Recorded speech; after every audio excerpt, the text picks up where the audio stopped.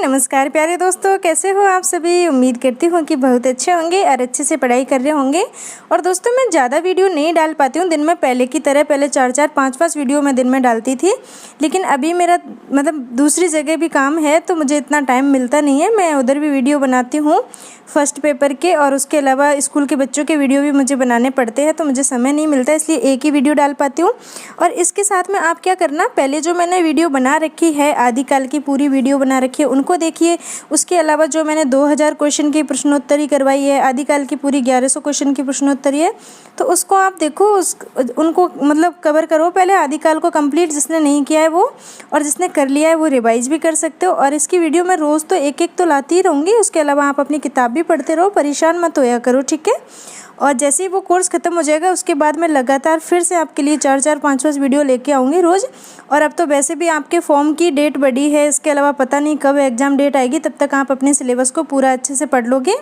और मैं यहाँ पे आपको पूरा सिलेबस पढ़ा दूँगी एक बार। अब मुझे पूरा भरोसा है कि हाँ, अब मैं पढ़ा दूँगी, क्योंकि समय काफ़ी मिल गया है, तो इसलिए आप बिल्कुल भी परेशान मत हो, ठीक है दोस्तों। चलो इस वीडियो को स्टार्ट करते हैं। देखिए 5 बड़ी रचनाओं के बारे में पढ़ चुके हैं हम तुलसीदास जी की के बारे में। अब हम छोटी रचनाओं के बारे में पढ़ लेते हैं। 7 इनकी छोटी रचनाएं हैं, ठीक है दोस्तों। देखिए दोस्तों, यहाँ पे जो फर्स्ट रचना है वो है बैरागी संदीपनी, ठीक है। देखिए इसका रचनाकाल है 1612 ईस्वी। रचनाकाल इसका है 1612 ईस्वी। काव्य रूप इसका है मुक्तक, मुक्तक में लिखी गई है, ठीक है दोस्तों। भाषा इसकी ब्रज है, ठीक है। अब देखिए विशेष तथ्य देख लेते हैं, तो ये सबसे ज़्यादा इंपॉर्टेंट है। खुद तुलसीदास जी ने कहा कि ये अखिल ज्ञान का सागर है ये रचना। बैरागी संदीपनी के बारे में तुलसीदास जी ने कहा कि अखिल ज्ञान का सागर है ये रचना। इसमें संत स्वभाव, संत महिमा, नीति भक्ति, राम नाम महिमा आदि की चर्चा की गई है। देखिए दोस्तों, इसमें संत स्वभाव की चर्चा की गई है, संत महिमा की चर्चा की गई है, नीति भक्ति की चर्चा की गई है, और राम नाम महिमा की चर्चा की गई है, ठीक है, इस रचना में, बैरागी संदीपनी में।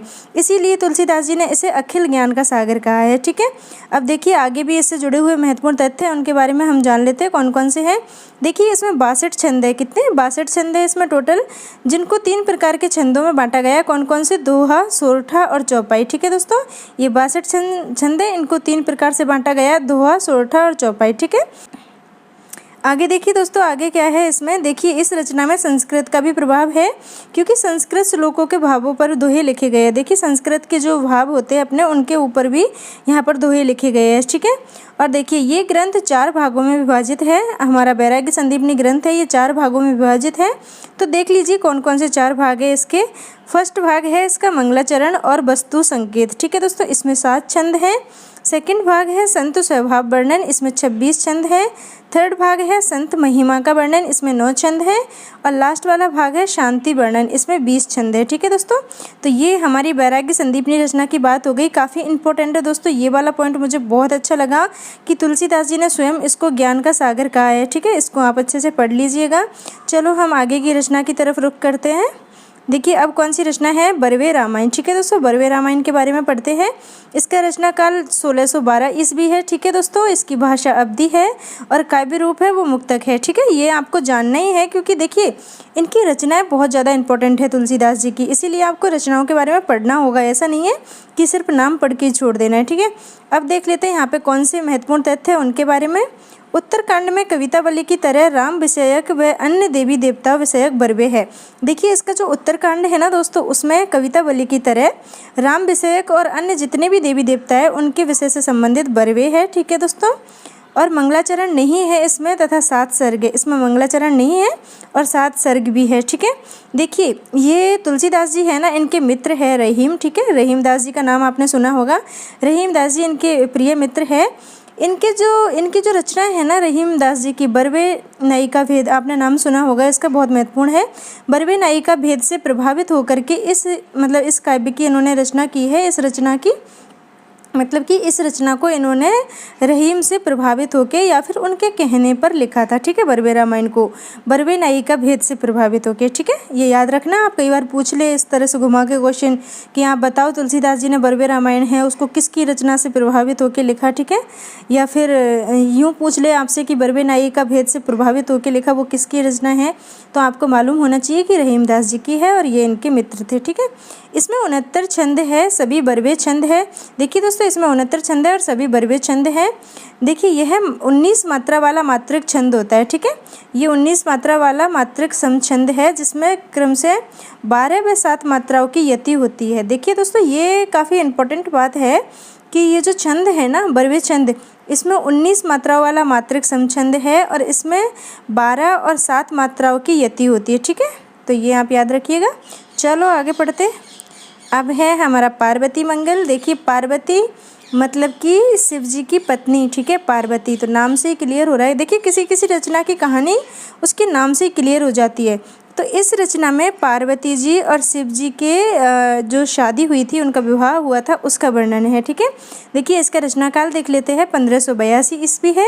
भाषा है इसमें अवधी। यहाँ पे मेरे से देखिए गलती से पेन यूँ चल गया था। भाषा इसकी अवधी है, ठीक है दोस्तों, आप याद रखिएगा। और इसका काव्य रूप है वो है प्रबंध, ठीक है। देखिए विशेष तत्व कौन कौन से हैं, तो सबसे इम्पोर्टेंट तत्व तो यही है कि यहाँ पे शिव और पार्वती के विवाह का वर्णन है, ठीक है। भगवान शिव और पार्वती जी के विवाह का वर्णन यहाँ पे किया गया है। इसका आधार ग्रंथ है वो कालिदास का जो ग्रंथ है ना दोस्तों, कुमार संभवम, संस्कृत में लिखा है कालिदास जी ने। ये इनका आधार ग्रंथ है, मतलब इसको लिखने के पीछे वहाँ से इनको प्रेरणा मिली, ठीक है, कुमार संभव से। तो ये आप याद रखिएगा। प्रारंभ में मंगलाचरण और अंत में स्वस्ति वाचन है। देखिए दोस्तों इसमें मंगलाचरण भी है और अंत में स्वस्ति वाचन भी है, ठीक है। इसमें 164 छंद है। पहले मैंने यहाँ पे गलत लिख दिया, फिर उसको ठीक किया। इसमें कुल 164 छंद है, ठीक है दोस्तों। देखिए 164 को भी बांट रखा है यहाँ पे अलग अलग तरीके से, तो देख लेते हैं। 148 तो अरुण या मंगल छंद है, ठीक है। अरुण या मंगल छंद है वो है 148 और हरिगीति का छंद है ये है 16, ठीक है दोस्तों। ये आपको मालूम हो गया। अब देखिए ये अरुण और मंगल छंद जो हमारा लिखा हुआ है, ठीक है, इसमें ना 20 मात्राएं होती है और 11 और 9 के बाद यति होती है। उसी तरह जो हरिगीति का हमारा छंद है इसमें 28 मात्राओं के बाद 16 व 12 पर यति होती है, ठीक है। आपको अगर ये चीज़ नहीं आती है तो मैं इसको अलग से वीडियो बना के समझा दूंगी, मुझे बता देना, ठीक है। वैसे मुझे मालूम हो रहा है कि आप में से बहुत सारे लोगों के कमेंट आते हैं, तो मुझे मालूम होता है कि आप लोगों को ये काव्य के जो रूप होते हैं ना, प्रबंध, मुक्तक, और किसी किसी को ये भी नहीं पता कि क्या है ये गीति नाट्य, किसी में महाकाव्य बजाता है, किसी में कुछ आ जाता है। तो अगर आपको मालूम नहीं है तो मैं आपको पढ़ा दूंगी इनको एक दिन निकाल के अच्छे से, और इनके बारे में चर्चा करेंगे हम।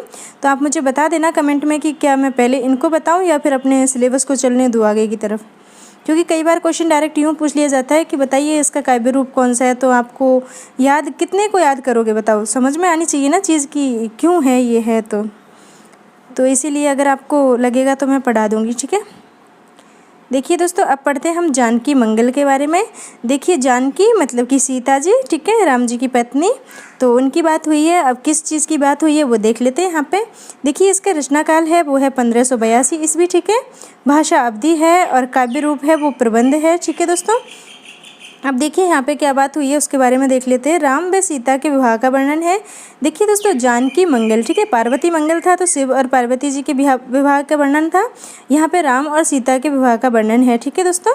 यहाँ पे थोड़ा सा गैप होना चाहिए था, मैंने पास में ही लिख दिया है राम व सीता, तो अलग सा लग रहा है, ठीक है। राम व सीता के विवाह का वर्णन है। इसका आधार वाल्मीकि रामायण है। देखिए दोस्तों इसका जो आधार ग्रंथ है वो वाल्मीकि रामायण है। अगर इस तरीके से क्वेश्चन पूछ लें आपसे तो आपको मालूम होना चाहिए, ठीक है, इसलिए मैंने सारी जानकारी यहाँ पे लिखी है। इस रचना का प्रारंभ भी मंगलाचरण से होता है दोस्तों, इसका प्रारंभ भी मंगलाचरण से होता है, ठीक है। देखिए दोस्तों इस पॉइंट में क्या कहा गया है, रामलला नेहछु, ठीक है, पार्वती मंगल और जानकी मंगल, ये तीनों ही रचनाएं हैं इनकी। इन्होंने कब रचना की है, मिथिला यात्रा में, ठीक है। तुलसीदास जी ने मिथिला की यात्रा में इनकी रचना की है। और कैसे मालूम होता है, इस पद से। तो इस पद में क्या लिखा है, देखिए, मिथिला में रचना किए नेछु मंगल दोय। तो नेछु मतलब कि रामलला नेछु, मंगल, मंगल कौन कौन सी रचनाओं के पीछे, दो ही रचनाओं के पीछे, पार्वती मंगल के पीछे और जानकी मंगल के पीछे। तो मंगल और मंगल के बाद क्या लिख रहा है, दो, दो, दो मतलब दो, ठीक है, दो मतलब कि दोनों मंगल, पार्वती मंगल और जानकी मंगल, मतलब इन तीनों रचनाओं की, समझे आप। अगर आप समझे नहीं तो मैं दोबारा से बताती हूँ, रुको। देखिए ये लिखा है, इसका मतलब है रामलला नेछु, ठीक है। और यहाँ पे लिखा है मंगल दो, मतलब दो मंगल है। कौन कौन से दो मंगल हैं इनकी रचनाओं में, एक तो है पार्वती मंगल और दूसरा है कौन सा, जानकी मंगल, ठीक है। अब बताओ ये कितनी रचना हो गई, एक तो ये हो गई रामलला नेछु और एक हो गई ये पार्वती मंगल और एक हो गई जानकी मंगल, तीन रचना हो गई ना। तो इन तीनों ही रचनाओं की इन्होंने मतलब कि इन्होंने कब लिखा, तो ये मिथिला यात्रा में लिखा, ठीक है। इस पद के आधार पे ये कहा जाता है, तो आपको ये याद रखना है, ठीक है दोस्तों। चलो आगे देखते हैं आगे क्या है। देखिए इसमें कुल छंद है वो 216 है, ठीक है, और 192 अरुण छंद है और 24 हरि गीतिका है, ठीक है दोस्तों। देखिए 8 अरुण छंदों के बाद एक हरि गीतिका के क्रम को अपनाया गया है, मतलब कि यहाँ पे 8 अरुण छंद आएंगे, उसके बाद एक हरि गीतिका आएगा, ठीक है। एक हरि गीतिका 8 के बाद आएगा, मतलब अब यहाँ पे आएगा, ये 8 हो गए, ठीक है। तो इस तरीके से इन्होंने कहा है यहाँ पे, तो आप इसको याद रखिएगा दोस्तों। अब पढ़ते हैं हम कृष्ण गीतावली के बारे में, ठीक है। देखिए इसमें नाम से ही क्लियर हो रहा है कि बात कृष्ण गीतावली, कृष्ण मतलब कि भगवान कृष्ण से संबंधित कुछ है इस रचना में, तो देखते हैं क्या है। तो देखिए दोस्तों इसका रचना काल है ये 1571 ईस्वी है, भाषा ब्रज है, ठीक है। काव्य रूप है वो गीति काव्य है और मुक्तक में लिखा गया है, ठीक है दोस्तों। साफ नहीं दिख रहा लेकिन मुंह से सुन लीजिए, गीति काव्य है, मुक्तक में लिखा गया है, ठीक है। विशेष तथ्यों के बारे में हम पढ़ लेते हैं। देखिए भगवान का लोक रंजक रूप दिखलाई दिया है यहाँ पे, भगवान का लोक रंजक रूप यहाँ पे दिखलाई दिया है। देखिए कृष्ण का बाल चरित्र, कृष्ण भगवान का बाल चरित्र, गोपियों का प्रेम व मथुरा गमन, भ्रमर गीत का वर्णन। देखिए ये सारी चीज़ें इस रचना में है। कौन कौन सी? कृष्ण भगवान का बाल चरित्र है, गोपियों का प्रेम है, मथुरा गमन जब मथुरा गए थे भगवान कृष्ण वो है, भ्रमर गीत का वर्णन, ठीक है। ये सारी घटनाओं का यहाँ पे वर्णन है कृष्ण गीतावली में, तो आप इसको याद रखिएगा। ये देखिए दोस्तों इस रचना में पदों का प्रयोग किया है, ठीक है। और पदों का प्रयोग करने का मतलब है कि कृष्ण काव्य परंपरा का घोतक है, कृष्ण काव्य परंपरा की तरफ कहीं ना कहीं ये ग्रंथ जा रहा है, ठीक है। इसमें 61 पद है, ठीक है, 61 पद लिखे गए हैं टोटल। इस रचना में सूरदास की भ्रमर गीत परंपरा का निर्वहन हुआ है। देखिए दोस्तों इसमें सूरदास जी का जो भ्रमर गीत है जो कि बहुत ज़्यादा चर्चित है, आपको याद मालूम है, तो उसी का कहीं ना कहीं निर्वहन हुआ है, मतलब उसी की तरह इसमें लिखा गया है, ठीक है। देखिए इसके प्रारंभ में मंगलाचरण व अंत में मंगल कामना भी नहीं लिखी गई है, ठीक है। तो ये इस ग्रंथ के बारे में जानकारी मिलती है हमें कृष्ण काव्य के मतलब कृष्ण गीतावली के बारे में। ये लिखा है तुलसीदास जी ने और इसमें कृष्ण भगवान का बाल चरित्र, गोपियों का प्रेम, मथुरा गए थे वो और भ्रमर गीत, इन रचनाओं का वर्णन है। इसीलिए यहाँ पे हमें मालूम होता है कि सूरदास जी का जो भ्रमर गीत था उसी की परंपरा से मिलता जुलता ग्रंथ है ये, ठीक है दोस्तों। अब हम पढ़ते हैं रामलला नेहचू के बारे में, ठीक है। और ये काफ़ी इंपॉर्टेंट रचना है तुलसीदास जी की। देखिए इसका रचना काल है 1582 ईस्वी और इसकी भाषा है वो ठेठ अवधी है, ठीक है दोस्तों, ठेठ अवधी भाषा है। और यहाँ पे काव्य रूप है वो है प्रबंध, ठीक है दोस्तों। देखिए दोस्तों इसके विशेष तथ्यों के बारे में हम पढ़ लेते हैं। इसमें राम विवाह व यज्ञोपवीत संस्कार के समय नेहचू का वर्णन है। दोस्तों यहाँ पे शादी होती है, शादी में ये रस्म होती है, ठीक है, नेहचू, इसका वर्णन इस रचना में मिलता है। अब देखिए एक तो मैं पढ़ी पढ़ाई बात को आपको समझा दूँ, ठीक है, और एक अपने जीवन में जो बात खुद देखी हो, अपने आसपास के माहौल में मैंने घटित होते हुए जिस बात को देखा हो उसका वर्णन एक अलग ही होता है, मतलब उसमें पढ़ने की आवश्यकता नहीं है, उसको तो आप यूं ही समझा सकते हो। तो जो उत्तर प्रदेश के आसपास के इलाके से संबंधित है, भगवान राम की जन्मस्थली है, वहाँ से कोई संबंधित है उधर आसपास से, तो वो तो बहुत अच्छे से जानते होंगे इन रस्म को, मतलब उनके आसपास अभी भी होती होगी इस तरीके की रस्म नेहचू, ठीक है, तो वो तो बहुत अच्छे से परिचित होंगे। और मैंने तो सिर्फ किताबों में पढ़ा है, और मेरे जैसे कितने लोग हैं जिन्होंने सिर्फ पढ़ा है, हर कोई तो इस चीज़ को अपनी ज़िंदगी में देखता नहीं है ना। हमारे यहाँ तो ऐसी एक रस्म ऐसी होती है कि दूल्हा जब आता है दुल्हन के घर तो उससे गाली देते हैं, इस तरीके की रस्म ज़रूर होती है, मतलब बहुत और भी होती है, लेकिन ये नेहचू है, ये इसके बारे में आप कोई उत्तर प्रदेश से संबंधित है तो बहुत ज़्यादा अच्छे से जानता होगा। हालांकि मैंने पढ़ रखा है, मैं जानती हूँ इसके बारे में, लेकिन मैं चाहती हूँ कि वो मुझे बताए इसके बारे में जिसको बहुत अच्छे से पता है, उनके आसपास इस तरीके की रस्म होती है, ठीक है। तो अगर कोई है तो प्लीज़ कमेंट करके बताना, मैं भी जानना चाहती हूँ, बहुत इच्छुक हूँ मैं जानने की, ठीक है। और देखिए दोस्तों आगे पढ़ते हैं। तुलसीदास जी ने उस समय स्त्रियों में प्रचलित अश्लील गीतों को दूर करने के लिए ये नेहचू लिखा था, ये भी कहा जाता है, ठीक है दोस्तों। ये प्रचलित है तथ्य कि तुलसीदास जी ने इसलिए ये नेहचू लिखा क्योंकि आसपास जो वहाँ पे कोई भी परंपरा होती थी, कुछ भी होता था, तो वहाँ की स्त्री अश्लील गीतों को गाती थी, तो इसीलिए उनको दूर करने के लिए तुलसीदास जी ने इसको लिखा, ऐसा माना जाता है, ठीक है। तो इसलिए मैंने यहाँ पे लिख दिया है। देखिए तुलसीदास की श्रृंगारी व रसिक भावना यहाँ पे प्रकट हुई है इस रचना में, ठीक है। देखिए दोस्तों इसमें 20 छंद है, ठीक है, और सभी सोहर छंद है, ठीक है, 20 छंद है और सभी सोहर छंद है। और देखिए ये जो सोहर छंद है ना दोस्तों, इसमें 22 मात्राएं होती हैं, 22 मात्राएं होती है, याद रखना आप, और जिसमें क्रम से 12 और 10 मात्राओं पर यति होती है, ठीक है, ये काफ़ी इंपॉर्टेंट है। अब पढ़ते हैं हम आगे, और ये हमारी लास्ट रचना है, ठीक है। और इस वीडियो के बाद मतलब इस रचना के बाद हमारी ये वीडियो यहाँ पे ख़त्म हो जाएगी, ठीक है। रचना का नाम है रामज्ञा प्रश्नावली, ठीक है। प्रश्नावली से मालूम हो रहा होगा कि प्रश्नावली तो उसे बोलते हैं जहाँ पे क्वेश्चन आंसर की बात होती है, तो इसी तरीके का कुछ होगा यहाँ पे। देखते पढ़ते आगे जब पता चलेगा। देखिए इसका रचना काल है वो है 1612 ईस्वी, ठीक है। भाषा अवधि है और काव्य रूप मुक्तक है, ठीक है। देखिए विशेष तथ्य कौन कौन से हैं इनके बारे में हम जान लेते हैं। देखिए यह ग्रंथ 7 सर्गों में विभाजित है, 7 सर्गों में बटा हुआ है ये, ठीक है। प्रत्येक सर्ग, देखिए प्रत्येक सर्ग में 7 सप्तक है और प्रत्येक सप्तक में 7 दोहे हैं। काफ़ी इंपॉर्टेंट है ये बात, इसको आप दोबारा से पढ़िए एक बार मेरे साथ। देखिए इस ग्रंथ में 7 सर्ग है, ठीक है, और प्रत्येक सर्ग में 7 सप्तक है, ठीक है, और प्रत्येक सप्तक में 7 दोहे हैं। कितनी अच्छी बात है। इस प्रकार 343 छंद बनते हैं टोटल इसमें, इस रचना में, रामज्ञा प्रश्नावली में, ठीक है। इसको दोहावली रामायण के नाम से भी जाना जाता है। देखिए ये क्वेश्चन पूछा गया है पहले, तो आप इसको याद रखना। इसको दोहावली रामायण के नाम से भी जाना जाता है, रामज्ञा प्रश्नावली को, ठीक है दोस्तों। चलो आगे पढ़ते हैं। देखिए इसके प्रत्येक दोहे में शुभ अशुभ संकेत निकलते हैं, ठीक है। इसका जो प्रत्येक दोहा है उसमें से शुभ और अशुभ संकेत निकलते हैं, जिससे प्रश्नकर्ता अपने प्रश्न का उत्तर पा लेता है। देखिए यहाँ पे प्रश्नकर्ता मतलब कोई प्रश्न कर रहा है और वो अपने प्रश्न का उत्तर भी पा रहा है, ठीक है। इसमें कौन से इसके दोहे में शुभ अशुभ संकेत निकलते हैं उसके माध्यम से, ठीक है। देखिए पंडित गंगाराम ज्योतिषी के आग्रह पर इसकी रचना की गई ऐसा माना जाता है, ठीक है दोस्तों। पंडित गंगाराम ज्योतिषी के आग्रह पर इसकी रचना हुई थी ऐसा माना जाता है, तो आप इसको भी याद रखना। देखिए इसके 7 सर्ग कौन कौन से, इसके बारे में भी मैं आपको बता देती हूँ। हालांकि इतने इम्पोर्टेंट तो नहीं है ये, लेकिन फिर भी मैं आपको इनके बारे में बता देती हूँ एक बार, ठीक है। तो दोस्तों देखिए इनका प्रथम सर्ग है ये बालकांड है, ठीक है। और बालकांड को यहाँ पे 2 जगह इन्होंने स्थान दिया है, तो हम देख लेते हैं और कौन से सर्ग में दिया है। प्रथम सर्ग में है बालकांड प्रथम, ठीक है, आप याद रखिएगा। द्वितीय सर्ग में है अयोध्या कांड और उत्तरकांड का पूर्वार्ध, मतलब कि पहले का भाग, ठीक है। देखिए अगर किसी का विभाजन करेंगे और फिर आप उसको लिखोगे तो इधर पूर्वार्ध इधर उत्तरार्ध, जैसे कि आप एमए करते हो तो एमए में जो हमारी प्रथम साल होती है उसको पूर्वार्ध बोलते हैं और जो लास्ट वाली साल होती है उसको उत्तरार्ध बोलते हैं। उसी तरह से यहाँ पे द्वितीय सर्ग में अयोध्या कांड है और अरण्य कांड का पूर्वार्ध है, ठीक है।